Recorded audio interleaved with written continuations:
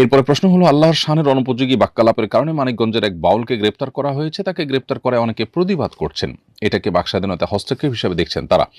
আমার জানার বিষয় হলো, বাকস্বাধীনতার সীমা কতটুকু এবং এ ধরনের দৃষ্টতার শাস্তি কি হওয়া উচিত?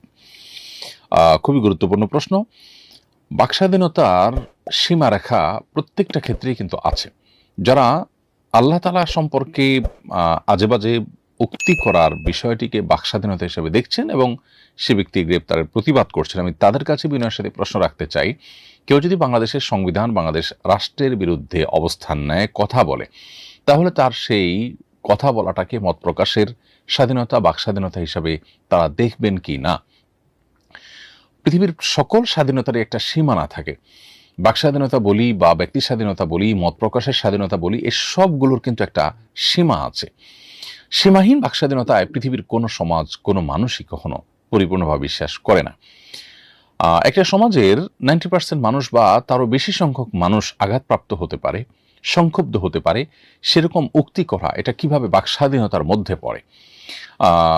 আপনি আমাকে, আমার বাবা মাকে তুলে গালিগালাজ করবেন আর বলবেন যে তিনি তার মতের প্রকাশ ঘটিয়েছেন, তিনি তার বাকস্বাধীনতা ভোগ করছেন। এটা কি কোনো সভ্য সমাজে গ্রহণ করবে? পৃথিবীর উন্নত দেশগুলোতে পর্যন্ত হেট স্পিচ বলতে একটা কথা আছে, যে আপনি এমন কিছু কথা বললেন যেটা মানুষকে সংক্ষুব্ধ করলো, তাহলে এটাকে অপরাধ হিসেবে গণ্য করা হয়। কিন্তু বাংলাদেশে এক শ্রেণীর সেকুলার বামপন্থীরা, তারা আল্লাহ এবং তার রাসূলকে নিয়ে কটূক্তি করলে তখন তারা বাকস্বাধীনতা এবং মত প্রকাশের স্বাধীনতার এই কথাটা নিয়ে আসেন। কিন্তু এই ছাড়া অন্য অনেক জায়গায় তাদেরকে আমরা এই বাকস্বাধীনতা এবং মত প্রকাশের স্বাধীনতার এই সবক দিতে দেখি না।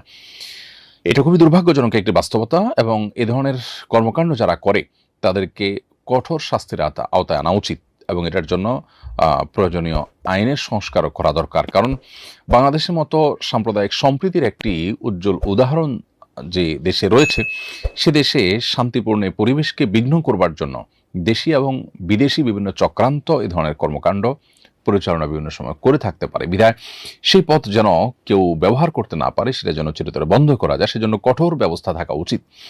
এবং তথাকথিত মত প্রকাশের স্বাধীনতা বা বাক স্বাধীনতার নামে এ ধরনের বিষয়গুলোকে যারা প্রশ্রয় দিয়ে থাকেন, তারা নিজের সঙ্গে প্রবঞ্চনা করছেন, প্রতারণা করছেন বলে আমরা মনে করি।